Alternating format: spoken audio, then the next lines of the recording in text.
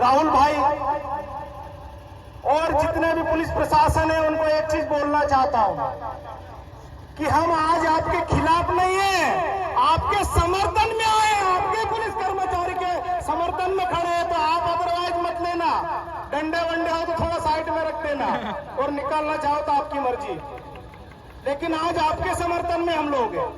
दूसरा, मैं जितने भी यहाँ वरिष्ठ लोग आए हैं साथियों, सब लोग आप बहुत समय से सुबह से आए होंगे। मैं आपसे इतना ही कहना चाहता हूं, जितने भी वरिष्ठ लोग यहाँ पर बैठे हैं, आप तय करो कि आगे करना क्या है। जो एसपी अपने एक आरक्षक को नहीं बचा सकता, अपनी मांग क्या खाक सुनेगा? एक कलेक्टर जो अपने कर्मचारी को नहीं बचा सकता, अपनी आवाज का खाक सुनेगा।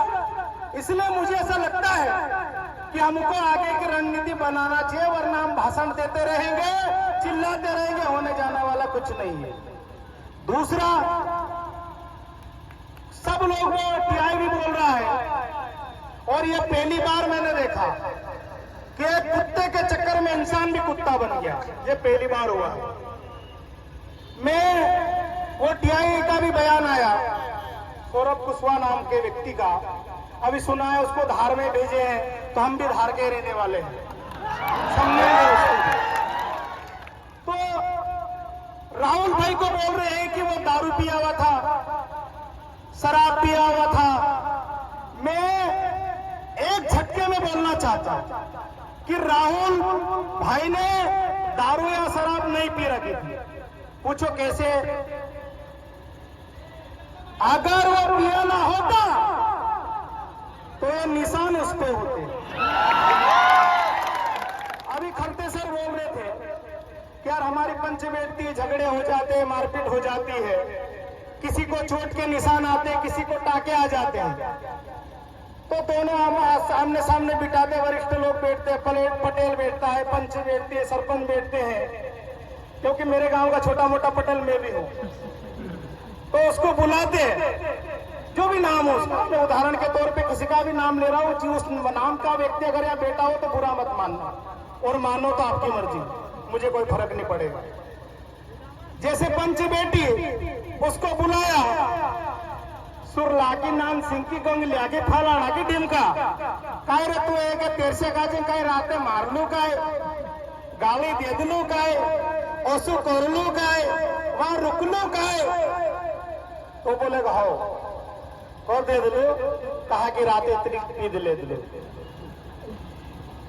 तो अगर राहुल भाई पी रखी होती, इसलिए मैं एसपी साहब के संज्ञान में ये चीज लाना चाहता हूं कि उन्होंने शराब नहीं पी थी, वरना मामला दूसरा होता। और टीआई साहब भी न्याय मांग रहे होते यहाँ पे कि एक आरक्षक से मुझे बचाया जाए।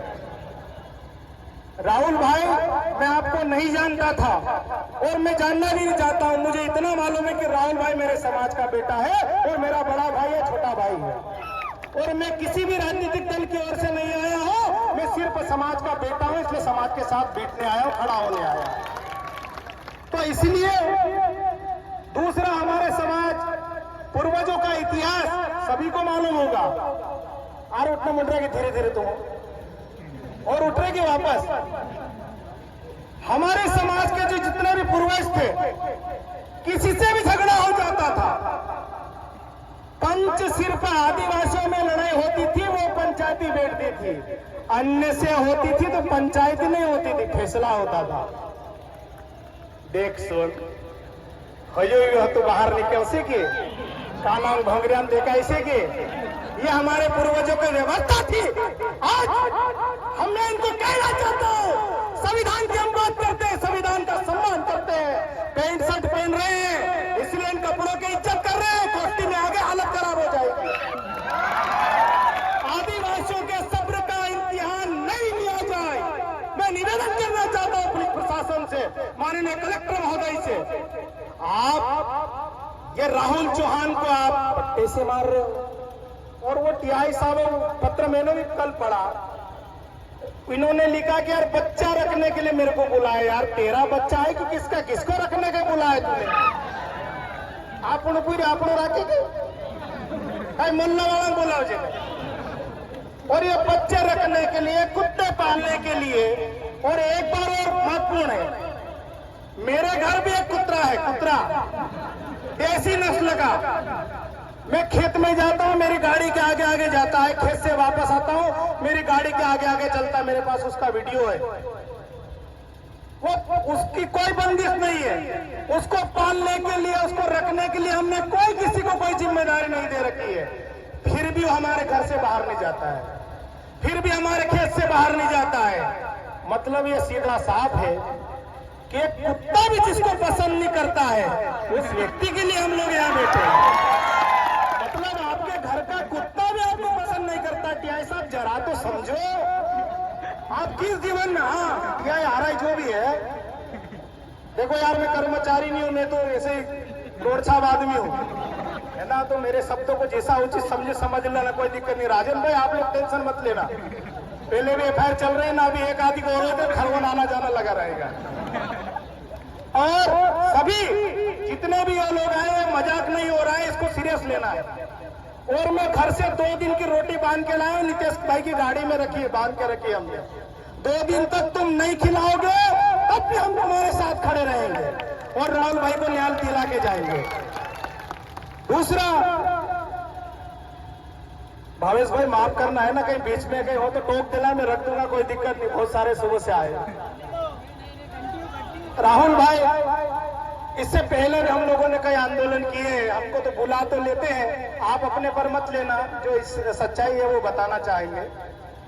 जिनके लिए हम बैठते हैं, जिनके लिए हम पे एफआईआर होती है, जिनके लिए हमको ताने सुनने पड़ते हैं, पिछले दरवाजे से वही समझौता कर लेते हैं।